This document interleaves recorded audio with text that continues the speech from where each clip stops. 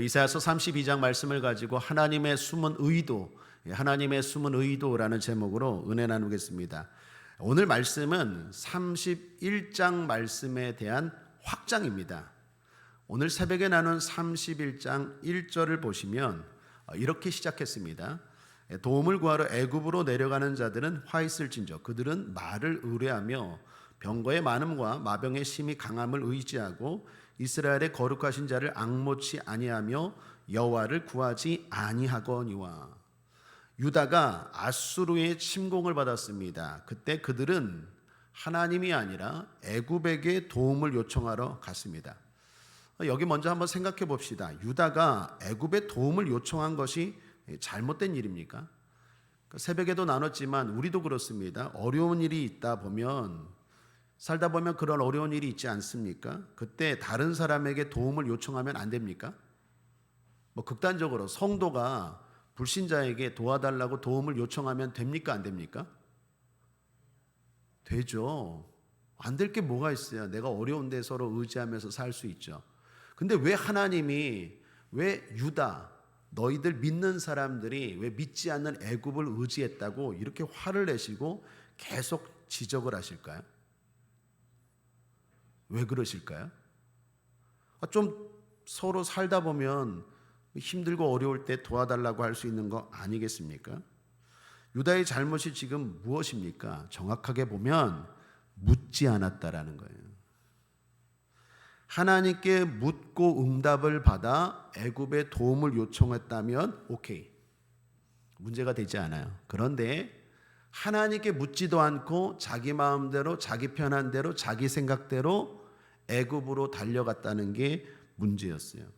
그래서 31장 1절 하반절을 다시 보시면 이스라엘의 거룩하신 자를 앙모치 아니하며 여호와를 구하지 아니하거니와. 애굽으로 간 것도 문제지만 진짜 문제는 뭐냐? 묻지 않고 그냥 갔다라는 거예요. 그 앞에도 마찬가지입니다. 30장 1절을 보십시오. 앞에 30장 1절 하반절도 하나님이 똑같은 부분을 지적하세요. 그들이 바로의 세력 안에서 스스로 강하려 하며 애굽의 그늘에 피하려 하여 애굽으로 내려갔으되 나의 입에 묻지 아니하였으니 죄에 죄를 더하도다. 여러분 이거 대단히 중요합니다. 그럴 수도 있지 바쁜데 맨날 하나님 앞에 물어야 되나? 물어야 돼요. 물어야 돼요.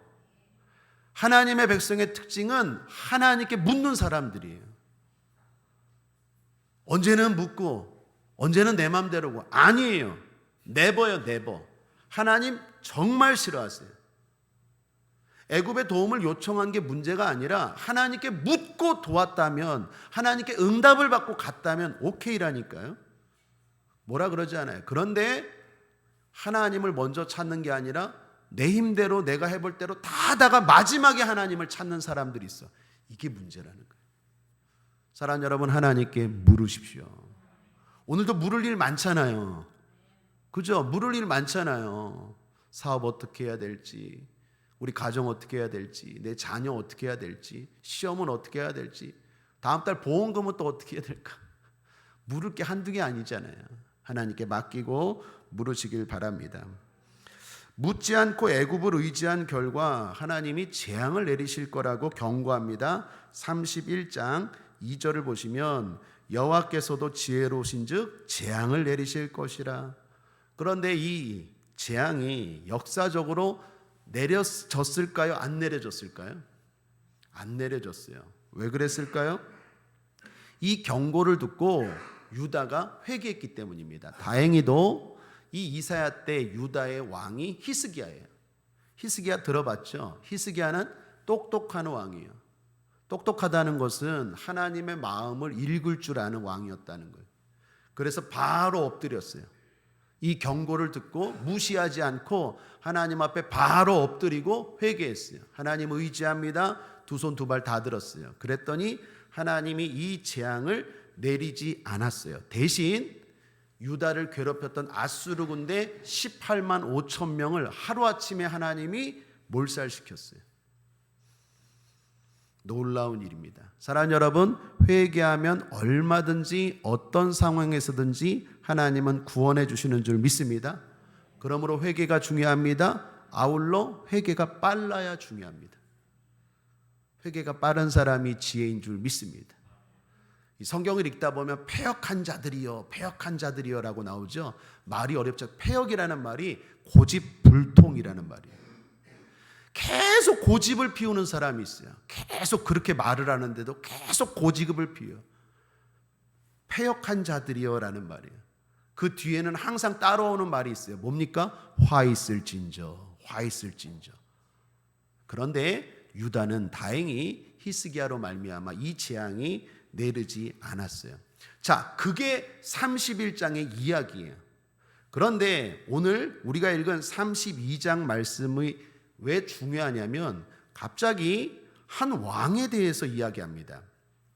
그 왕이 의와 공평으로 다스릴 거래요. 1절을 보시면 보라, 장차 한 왕이 의로 통치할 것이요 방백들이 공평으로 정사할 것이며 그 왕이 또 환난 가운데 피난처가 될 거래요. 2절도 또 그 사람은 광풍을 피하는 곳, 폭우를 가리우는 곳 같을 것이며 마른 땅의 냇물 같을 것이며 곤비한 땅의 큰 바위 그늘 같으리니 광풍, 폭우, 마른 땅, 곤비한 땅 다 환난을 의미합니다. 그 왕이 다스릴 때 사람들 진리에 대한 눈이 떠질 거래요. 귀가 열릴 거래요. 3절을 보십시오. 보는 자의 눈이 감기지 아니할 것이요 듣는 자의 귀가 기울어질 것이며 또 그 왕이 다스릴 때 세상 일에 조급한 자가 진리를 깨닫고 어눌한 자가 담대하게 진리를 말할 거래요. 4절 조급한 자의 마음이 지식을 깨닫고 어눌한 자의 혀가 민첩하여 말을 분명히 할 것이라. 또한 그 왕이 다스릴 때 진실과 거짓이 뒤바뀌지 않을 거래요. 선을 악이라고 악을 선이라고 속일 수가 없을 거래요. 5절 어리석은 자를 다시 존귀하다 칭하지 아니하겠고 괴울한 자를 다시 정대하다 말하지 아니하리니. 어리석은 자는 계속 어리석은 길을 갈 거래요. 돌이키는 자는 존귀함을 받게 되고 계속 존귀한 일을 할 거랍니다. 8절 고명한 자는 고명한 일을 도모하나니 그는 항상 고명한 일에 서리라. 자, 여기 보십시오. 이 왕이 누굽니까? 31장까지 실제 역사적인 이야기를 하다가 갑자기 오늘 우리가 읽은 32장에 엉뚱한 이상한 왕을 소개하면서 이 왕이 등장할 건데 이 왕이 다스릴 때 이 왕이 어떻게 할 거다 쭉 설명합니다. 도대체 이 왕이 누굴까요? 이 왕이 누구입니까? 히스기야? 아니에요. 히스기야 다음에 그럼 선한 왕, 똑똑한 왕? 역사적으로 히스기야 다음에 히스기야보다도 더 똑똑한 왕은 없었어요. 이 왕이 누굴까요? 예수님이에요. 자, 제가 주목하는 것은 이 부분이에요. 성경이 이사야 선지자가 지금 어떻게 이야기를 전개하는지를 주목하셔야 돼요. 갑자기 역사적인 사건 하나를 언급하면서 그 사건을 통해서 앞으로 미래에 일어날 영원한 것에 대해서 말하고 있어요. 자, 여기 우리에게 주는 중요한 교훈이 있어요. 여러분에게 지금 일어나는 일, 그 일만 가지고 생각할 게 아니라 이 일을 통해서 지혜로운 성도는 영원을 생각할 줄 알아야 돼요. 영원을 바라봐야 돼요. 그것이 하나님의 숨은 의도라는 거예요. 당장 내가 치료받고 당장 내가 문제가 해결되고 당장 내가 구원받고 이 문제가 아니라 이 사건을 통해서 영원한 세상을 바라봐야 돼요. 여러분, 유다가 회개했어요. 그랬더니 아수르가 공격하는데 거기서 어떻게 해요? 살아났어요. 구원을 경험했어요. 이것이 그냥 우연하게 일어난 거나 그냥 그런 일이 있었대라고 추억으로 남기면 안 되고 이걸 통해서 유다는 앞으로도 이제 하나님을 의지하고 하나님이 보내실 왕 예수 그리스도를 의지하며 살라라는 메시지예요. 오늘 우리에게 일어나는 일도 마찬가지다라는 것입니다. 그걸 볼 줄 아는 저와 여러분 되길 바랍니다. 과거에 알던 한 집사님이 계셨습니다. 은퇴 자금을 가지고 농장을 하나 사서 닭을 키웠어요. 그리고 장사를 시작하려고 했어요. 그런데 생각지 못한 여러 어려움에 처했습니다. 물질이 생각보다 더 많이 필요했습니다. 그래서 가족, 친척, 친지들에게 물질을 구했어요. 도움을 구했습니다. 그래도 안 되어서 은행 대출까지 받았고 그래도 안 되어서 제2금융권까지 도움을 요청했어요.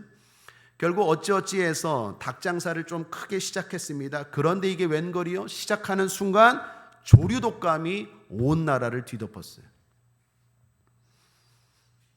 그래서 닭이 폐사했습니다. 더욱이 살아남은 닭도 팔 수 없게 되었습니다. 그때 집사님 두 손 두 발 다 들었어요. 하나님 앞에 진실로 도움을 구했습니다. 여러분들처럼 철야에 나와 부르짖었어요. 특별히 그분은 기도굴, 옛날에 제가 있던 교회에 기도굴이 있었는데 기도굴에서 매일 철야를 하셨어요. 가서 들어보면 기도가 아니라 그냥 울부짖는 거예요. 눈물 흘리고 밤새. 답이 없잖아요. 그렇게 회개하고 기도한 결과 어떻게 되었을까요? 하나님이 회복시켜 주셨어요. 기적적으로 길을 열어주셨어요. 닭 도매업을 하려는 것을 소매업으로 바꾸면서 이게 히트를 친 거예요. 대박이 난 거예요. 아주 우연한 기회에. 결과적으로 그때의 고비를 잘 넘기고 치맥 알죠? 치맥이라고 해서 닭 전성시대가 와갖고 지금은 형통의 길을 걷고 있습니다. 그런데 그분이 지혜로운 건 그 다음이에요. 이분이 그때 하나님의 구원을 경험했잖아요. 죽다 살아났잖아요. 그때 영혼을 생각한 거예요. 이 일을 통해서. 그러면서 저에게 이렇게 말합니다. 목사님, 이제 닭장사 망해도 괜찮아요.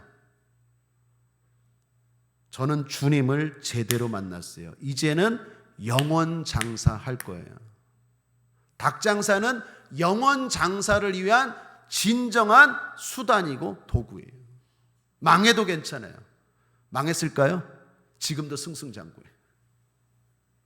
죽고자 하면 살아요. 사랑하는 여러분, 이분의 지혜가 뭡니까? 그때 살아났어. 그것으로 끝나는 게 아니라 그걸 내 삶의 영원한 삶의 모토로 지표로 삼고 살아갔다라는 거예요. 그게 중요한 거예요. 지금 이사야가 그걸 말하는 거예요. 하나의 역사적인 사건을 그냥 있었대라고 끝나는 게 아니라 그 일을 통해서 앞으로 오실 예수님과 연결하고 있다라는 거예요. 그게 31장과 32장의 연결이에요. 사랑하는 여러분, 오늘의 구원의 사건을 내일의 구원의 은혜로 연결할 수 있는 지혜가 있을지어다. 영혼을 생각하십시오. 지난 주일 저녁 설교 시간에 오랜만에 과거에 있었던 제 간증 하나를 소개했습니다. 미국에서 공부와 훈련 마치고 태국 선교할 때 하나님이 쓰나미 비켜가게 하셨어요. 일주일 차이로 말대 안 되는 일들이 벌어지면서 하나님이 우리 앞길을 완전히 막으셨어요. 그리고 새로운 길로 인도하셨어요. 한 치 앞도 모르는 우리가 만약 우리 계획대로 갔다면 저는 이 자리에 지금 없어요. 쓰나미 때문에 죽었을 거예요. 나중에 쓰나미가 지나가고 우리가 계획대로 가려 했던 것을 가봤는데요, 완전 소름이에요. 초토화되었어요. 내 계획대로 갔으면 죽었을 거예요. 내 일정대로 갔으면 끝났을 거예요. 그때 하나님께 너무 감사했는데 그때 그 자리에서 저는 분명하게 하나님의 숨은 의도를 발견했어요. 하나님이 저에게 이렇게 말씀하시는 것 같아요. 너는 평생 오늘의 사건을 잊지 마라. 내가 너를 인도한다. 네가 네 인생 인도하는 게 아니라 내가 너를 인도한다. 그게 제 마음에 새겼어요.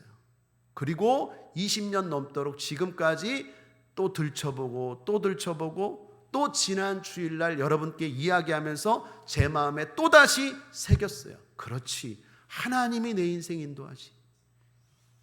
내가 내일 일을 어떻게 알아요?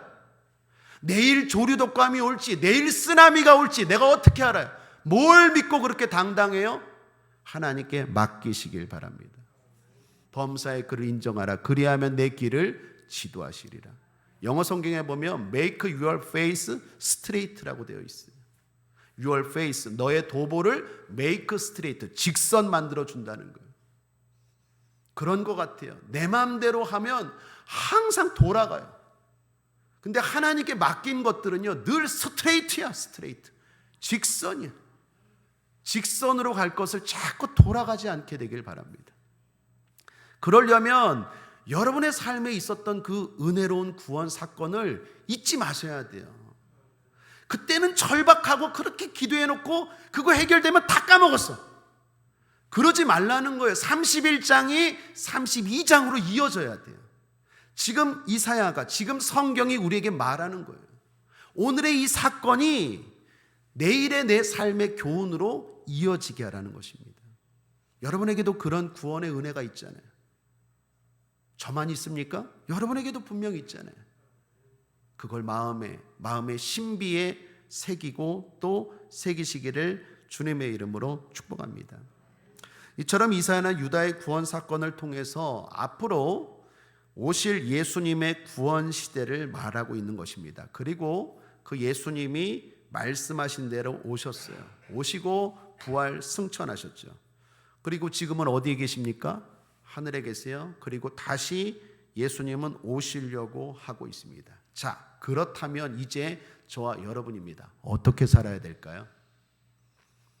오늘 성경 이사야가 우리가 어떻게 살아야 될지, 부활 승천하신 예수님이 다시 오실 텐데 어떻게 살아야 될지를 두 가지를 말하고 있어요. 첫 번째는 안일하게 살지 말라라는 것입니다. 한번 따라할까요? 안일하게 살지 말자. 9절을 보십시오.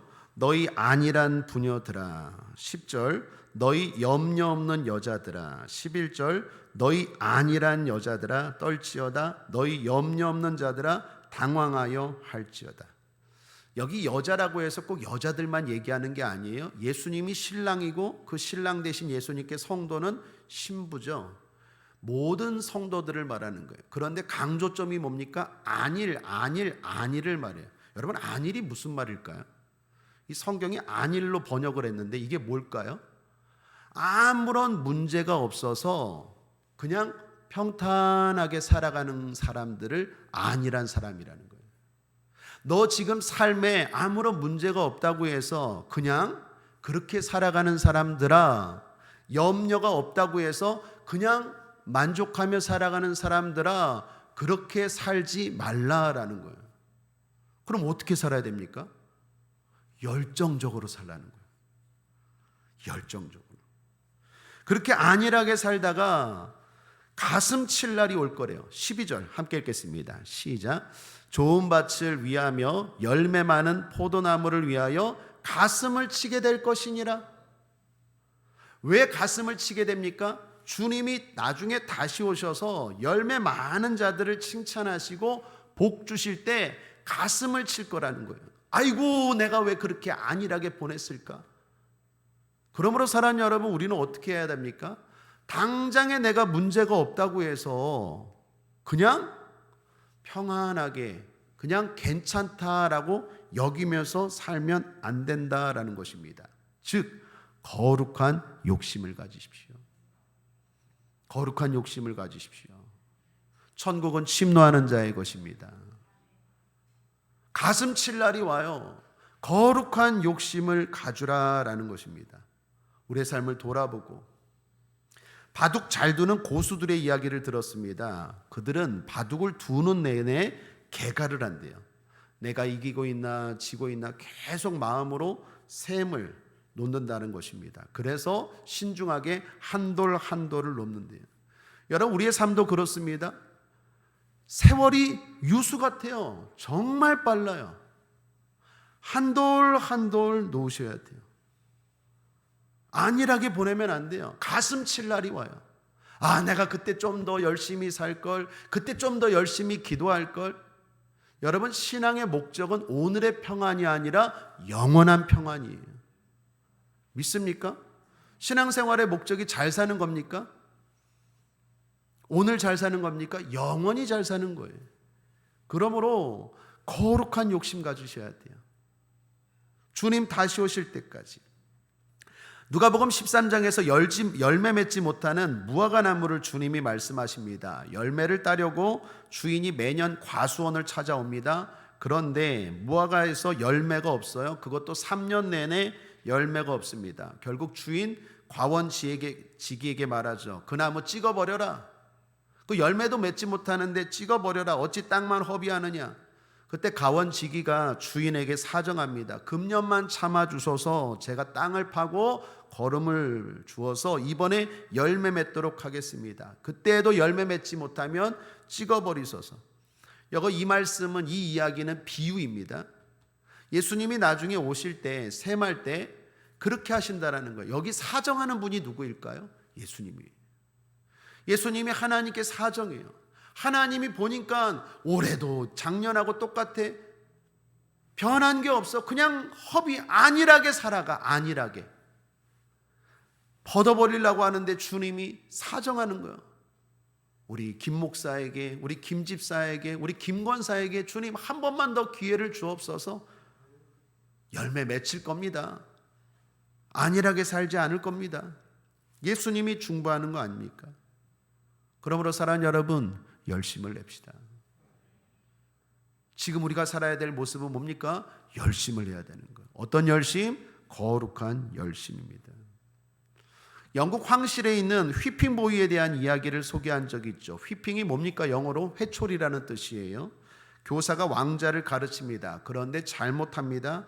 그렇다고 교사가 왕자를 함부로 때릴 수 있나요? 때리지 못해요. 왕족이기 때문에. 그래서 왕자를 때리고 싶을 때 그 옆에 있는 아이를 대신 때려요. 네가 대신 맞아. 대단히 불공평하죠. 그 아이가 휘핑보이예요. 여러분, 이 아이가 대신 맞아요. 이 아이 때문에, 왕자 때문에. 그런데 왕자가 그 맞는 아이를 보고 자기는 편하다고 깨닫지 못하면 그게 바른 거겠습니까? 아니죠. 하나님이 우리의 삶 가운데 보게 하시는 것들이 있어요. 느끼게 하는 것들이 있어요. 아, 나는 살았네. 그렇게 생각하면 안 돼요. 그걸 통해서 나를 돌아봐야 돼요. 깨닫게 돼요. 그리고 더 열심을 해야 돼요. 그것이 잘 사는 것이고 그것이 바른 삶인 줄 믿습니다. 안일하게 살지 맙시다. 안일이라고 말합니다. 설교를 준비하는데 가수 현미 씨가 돌아가셨다는 소식을 들었습니다. 누구보다 씩씩하던 분이셨죠. 그런데 갑자기 현미 씨가 돌아가셨어요. 엄앵란 씨가 대단히 슬퍼하더라고요. 주변의 분들도 대단히 슬퍼하더라고요. 그분의 돌아가심이 저에게는 또 다른 경각심으로 다가왔어요. 안일하게 살지 말라. 언제 갈지 모른다. 그분 주변에서 100살까지 살 줄 알았대요. 근데 85세인가 지금 갑자기 돌아가셨대요.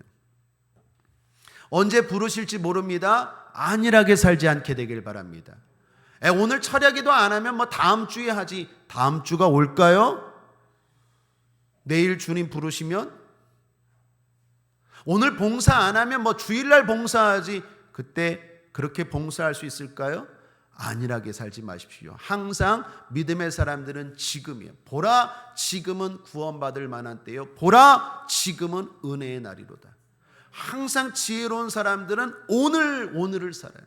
그런 의미에서 먼저 권면합니다. 오늘 뜨겁게 기도합시다. 예수님 돌아가신 오늘 뜨겁게 기도합시다. 오늘 주님이 나를 부르셔도 후회 없도록 뜨겁게 기도하고 나아가는 저와 여러분 되길 바랍니다. 현미 씨 생각하면서 갑자기 옛날에 설교하면서 소개한 내용이 생각났어요. 이분이 북한에 사셨대요.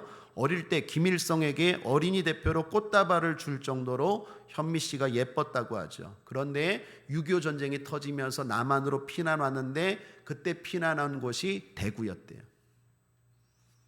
대구에 있으면서 부모님 때문에, 주변 사람들 때문에 그렇게 무속신앙에 물들었대요. 무속신앙. 그러다가 79년도에 동료 연예인들이 전도를 해서, 연예인 교회 있죠? 연예인 교회를 가게 되었는데 내가 가는 게 맞나? 그래서 평소에 늘 자주 다니던 점집 금도사님께 물어봤대요. 나 교회 가도 되냐고. 그랬더니 금도사님께서 말씀하시기를, 너 교회 가면 벼락 맞는다. 네 팔자에 예수는 없다. 너 그러다 죽는다. 신을 바꾸면 죽어. 현미 씨가 그 말 듣고 어떻게 했을까요? 아멘. 무서워서 못 가겠더래요.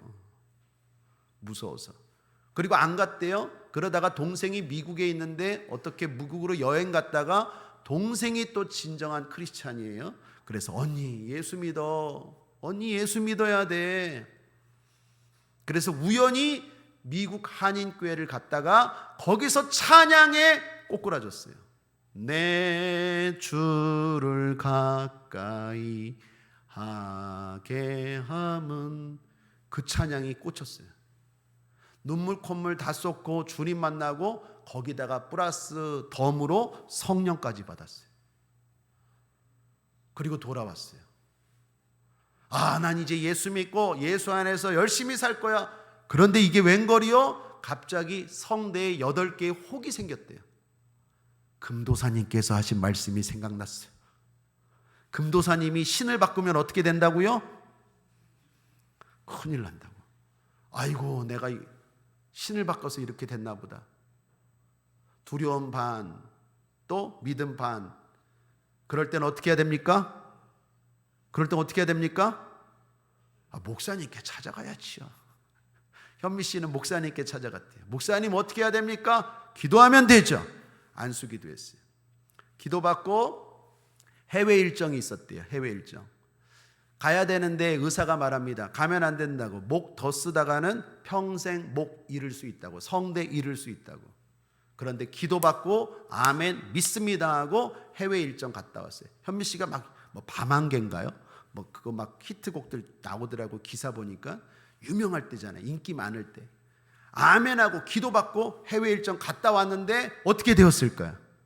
금도사가 이겼을까요? 목사님이 이겼을까요? 목사님이 금도사를 이깁니다. 혹 8개가 완전히 깨끗하게 사라졌대요. 그때부터 뜨겁게 예수님을 믿었대요. 안일하게 살지 않고 담대하게, 더 뜨겁게 내 인생 오직 예수, 그리고 뜨겁게 믿었대요. 그 조카가 노사연 씨인가요? 노사연 씨도 예수 믿죠? 다 전도하고. 너도 예수 믿어? 너도 예수 믿어? 그 생각이 막 나는 거예요. 오늘 돌아가셨다는 얘기 들으면서. 하나님이 그 소식을 통해서 저를 통하여 여러분께 이렇게 말씀하시는 것 같아요. 안일하게 살지 마라. 오늘 주님이 부르셔도 후회 없는 인생으로 살아가는 저와 여러분 되길 바랍니다. 그것이 저와 여러분이 살아가야 될 첫 번째 모습인 줄 믿습니다. 자, 두 번째, 성령으로 충만합시다. 한번 따라하겠습니다. 성령으로 충만합시다. 13절을 보십시오. 형극과 진려가 내 백성의 땅에 나며 희락의 성읍 기뻐하는 모든 집에 나리니 대적 궁전이 폐한바되며 인구 많던 성읍이 적막하며 산과 망태가 영영이 구렬이 되며 들나귀에 즐거워하는 곳, 즐겨하는 곳과 양떼 풀 먹이는 곳이 될 것임이니와. 재앙을 말합니다. 온 땅에 재앙이 임한대요. 모든 집과 땅에서 거두어지는 것은 형극과 진려, 가시나무뿐이라는 것입니다. 그래서 희락의 성읍, 기쁨의 성읍이 슬픔의 성읍이 된대요. 그것은 궁전도 예외가 아닙니다. 모든 곳이 황폐하게 될 거래요. 그런 절망적인 상황이 몰려올 거래요. 그런데 그 속에서 하나님이 구원을 베풀어 주십니다. 그래서 아름답고 기쁜 삶을 살게 하시는데 누구를 그렇게 하십니까? 15절 함께 읽죠. 시작. 필경은 위에서부터 성신을 우리에게 부어주시리니 광야가 아름다운 밭이 되며 아름다운 밭을 삼림으로 여기게 되리라. 할렐루야. 필경은 반드시라는 말이에요. 다 어려워질 거예요. 다 힘들어질 거예요. 재앙이 몰려올 거예요. 그러나 하나님의 심판이 임하고 재앙이 몰려올지라도 필경 반드시 위로부터 하나님이 하나님의 신 성령을 부어주실 텐데 그 성령으로 충만한 사람은 아름다운 삶을 살게 될 거래요. 할렐루야. 이게 지금 마지막 때 우리의 살아갈 모습이에요. 다시 오실 왕, 다시 오실 그 왕을 기다리면서 살아갈 모습입니까? 안일하게 살지 마십시오. 또 하나 성령으로 충만하시길 바랍니다. 성령 충만하면 됩니다. 주변은 다 망하고 황폐화되어 가는데 성령이 임한 곳은 아름답게 된대요. 오늘 하나님 말씀하십니다. 여러분의 사업장이 그렇게 되길 바라고, 여러분의 인생이 그렇게 되길 바라고, 여러분의 가정이 그렇게 되길 바랍니다. 주변이 그렇게 된다고 해서 걱정하고 두려워하지 마십시오. 나도 그렇게 될까 봐 걱정하지 마십시오. 우리에게는 하나님의 성령이 함께 하시고 부어주셔서 보호하시는 줄 믿습니다. 힘으로 능으로 되지 아니하나 여호와의 신으로 되느니라. 되게 하시는 영 성령께서 함께하는 줄 믿습니다. 마지막 때 물 붓듯이 모든 육체에게 부어주시는 줄 믿습니다. 그 성령을 사모하십시오. 따라하겠습니다. 인정합니다. 환영합니다. 모셔드립니다. 성령님 도와주옵소서. 성령이 역사하시면 됩니다. 주변에 안 된다는 사람들, 못한다는 사람들, 망해가는 사람들, 황폐화되어가는 사람들 소리, 그런 사실들에 마음 빼앗기지 마십시오. 성령은 분명한 구별을 이루세요. 아름다운 삶을 살게 한대요. 그게 우리가 마지막 때 살아갈 모습들이에요. 주변에 많은 슬픈 소식들이 와요. 튀르키예에서 지진이 났대요. 어디에서 뭐가 터졌대요. 뭐가 터졌대요. 또 뭐가 터졌대요. 그럴 때마다 여러분 생각하셔야 돼요. 나에게도 그런 일이 있을까? 아니요. 그럴 때마다 생각하십시오. 성령 충만. 성령 충만함으로 인도함 받고 보호함 받고 승리하시기를 바랍니다. 뿐만 아니라 성령으로 충만할 때 내 마음도 내 삶에 대한 해석이 달라질 수 있어요. 여러분 연말 되면 빨간 냄비 가지고 이렇게 구세군, 이렇게 자선 냄비 하는 분들 있죠. 구세군이라고 하죠. 구세군도 기독교의 한 종파입니다.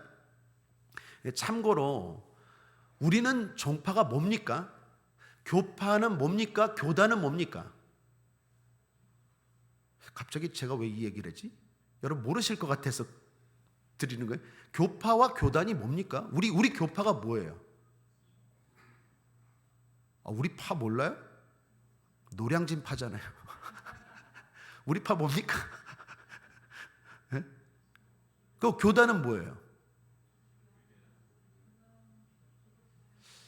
이 교파와 교단을 헷갈려하는 분들이, 제가 어제 어떤 분하고 얘기하다가 이걸 모르시더라고요. 그래서 그분한테 그 얘기하다가 갑자기 설교하다가 여러분한테도 이런 얘기하는데, 교파는 장로교파, 성결교파, 그 다음에 순복음파, 이걸 교파라고 그래요.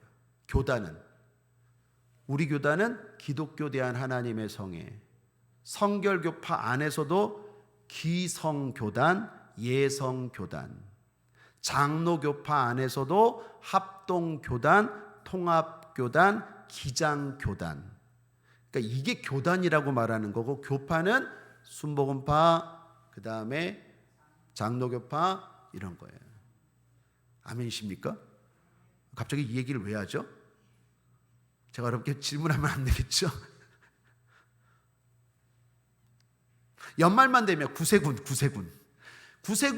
거기도 교파예요. 구세군파에서 하는 분인데, 그 구세군을 만든 사람이 윌리엄 부스라는 분인데, 윌리엄 부스에 대한 이야기는 많이 소개가 되었어요. 그런데 그 딸 이야기를 얼마 전에 책에서 읽었어요. 딸이 미리암 부스래요. 그런데 기대가 크잖아요. 여러분, 목회자들 자녀에 대한 기대가 큽니까? 안 큽니까? 큽니까? 우리 백이식만 크네.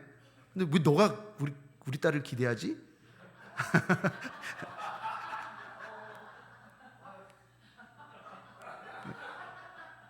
너만 대답했어, 너만.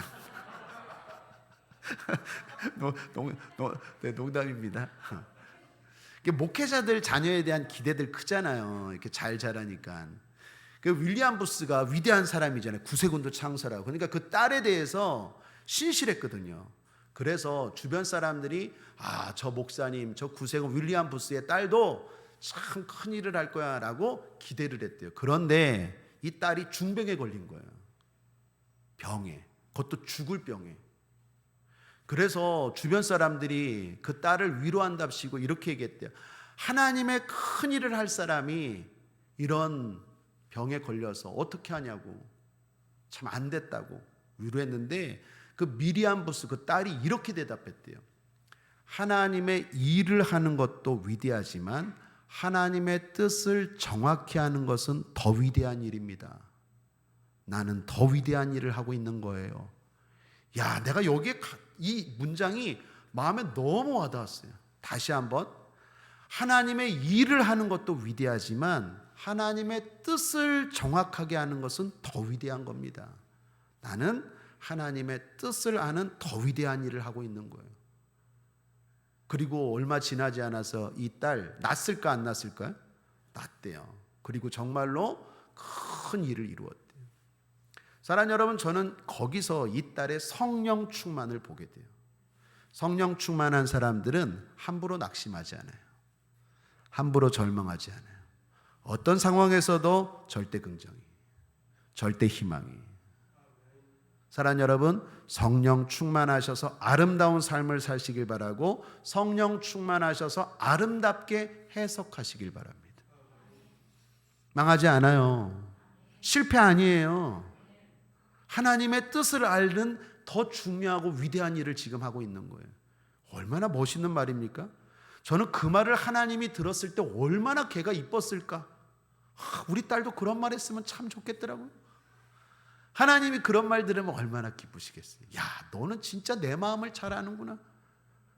좀만 안 되면 그냥 왜 이래요 저래요 원망하는 게 아니라 하나님에 대한 절대적인 신뢰, 절대적인 믿음.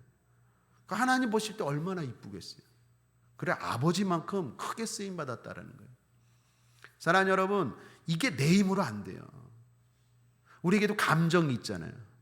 그래서 성령 충만하지 않으면 감정이 내 삶을 파고들고, 그걸 통해서 마귀가 또 생각을 막 쑤셔 넣어요. 넌 끝났어, 넌 저주받았어, 넌 실패해, 넌 망해. 그래서 성령 충만해야 돼요. 기독교는 충만입니다. 성령 충만, 말씀 충만, 은혜 충만. 여러분의 시간도 마찬가지입니다. 거룩한 시간으로 충만하게 채우시기를 바랍니다. 성령 충만할 때 안일하게 살지 않게 될 수 있고, 성령 충만할 때 아름답게 살 수 있는 줄 믿습니다. 성령 충만한 길은 열렸어요. 여러분, 오늘 성금요일입니다. 예수님이 오늘 돌아가셨어요. 몇 시에 십자가에 달리셨죠? 오전 9시예요. 몇 시까지 달리셨죠? 오후 3시까지. 몇 시간 달리셨죠? 6시간 달리셨어요. 오늘 성금요일 날 9시부터 3시까지 6시간 달리셔서 운명하셨어요. 중요한 건 예수님이 오늘 돌아가셨을 때 성경이 3가지의 사건을 기록하고 있어요. 하나는 휘장이 찢어졌다라고 말합니다. 여러분, 휘장이라는 것은요, 일종의 커튼이에요. 지성소로 들어갈 때 막고 있는 커튼인데, 이게 그냥 커튼이 아니라 엄청나게 무겁고 큰 커튼이에요. 두께가 20cm고요. 넓이가 6m고요. 높이가 18m예요. 유대인들 전통 기록에 보니까 300명의 제사장들이 달라붙어서 매단 게 커튼이에요. 커튼 하나 달려고 300명의 제사장들이 한 번에 달라붙어 갖고 매달 정도로 무거운 게 휘장이에요. 근데 그 휘장이 예수님이 돌아가신 그 시각에 찢어졌다고 성경은 기록합니다. 그것도 어떻게 찢어졌어요? 위에서 아래로 찢어졌어요. 이렇게 찢어진 것도 아니고 위에서 아래로 찢어졌어요. 이건 거의 불가능해요. 실제로 어떤 일화에 보니까 소들을 가지고 소들을 양쪽에서 휘장을 이렇게 찢으려고 했는데 꿈쩍도 안 한 게 휘장이에요. 근데 그 휘장이 찢어졌다고 성경은 기록합니다. 두 번째, 예수님이 돌아가신 오늘 어떤 일이 있었습니까? 죽은 성도들이 살아났어요. 마태복음 27장 52절에 무덤들이 열리며 자던 성도의 몸이 많이 일어나되 라고 말해요. 두 번째 기록이에요. 예수님이 죽으셨을 때 많은 성도들이 일어났어요. 그 성도들이 나중에 어떻게 되었는지는 성경에 나오질 않아요. 성경은 단지 일어났다, 살아났다만 기록하고 있어요. 세 번째, 예수님이 돌아가신 오늘 중요한 사건 하나를 기록하는데, 그게 바로 로마 백부장의 고백이에요. 로마 백부장이 뭐라고 고백합니까? 진실로 저는 하나님의 아들이었도다. 여러분 잘 보십시오. 예수님이 돌아가신 오늘 성경이 3가지의 변화를 기록하는데, 휘장이 찢어졌다, 죽은 자들이 살아났다, 로마 백부장, 군인, 이방인 남자가 저는 진실로 하나님의 아들이었다 고백했다. 이 공통점이 뭘까요? 길이 열렸다라는 거예요. 길이 열렸다라는 거예요. 하나님 앞에 나아가는 생명의 길이 열렸어요. 사망 권세 이기시고 생명의 길, 은혜의 길이 열렸어요. 누구든지 이방인일지라도 권세 있는 자일지라도 누구든지 예수님을 고백하고 영접할 길이 열렸어요. 사랑하는 여러분, 오늘 이 시간은 길이 열린 날인 줄 믿습니다. 특별히 성령 받을 길이 열린 줄 믿습니다. 중요한 건 저와 여러분에게 달려 있어요. 길은 열려 있어요. 하나님은 준비가 다 되어 있어요. 여러분이 구하십시오. 찾으십시오. 두드리십시오. 주님은 예비한 성령을 오늘 이 밤에 저와 여러분에게 부어 주실 줄 믿습니다. 말씀을 정리합니다. 하나님의 숨은 의도라는 제목으로 은혜를 나누었습니다. 오늘 우리에게 일어나는 일에는 하나님의 숨은 의도가 있습니다. 그것은 영원입니다. 오늘의 경험을 통해서 영원을 생각하며 살라라는 것입니다. 한 번의 구원의 사건, 한 번의 응답의 사건, 한 번의 치료와 해결의 사건으로 그치지 마시고 그걸 통해서 영원을 생각하고 마음에 새기며 살 수 있게 되길 바랍니다. 그 사람은 어떻게 삽니까? 두 가지입니다. 안일하게 살지 않습니다. 당장 염려할 것이 없고 평안하다고 게으르지 않습니다. 거룩한 욕심을 가지고 살아갑니다. 그 사람은 무엇보다도 성령 충만함으로 살아갑니다. 길이 열려 있음을 알고 무엇보다 성령을 구하고 또 구하며 살아갑니다. 왜요? 그 삶이 마지막에 아름다운 삶이기 때문에. 아름답게 삽시다.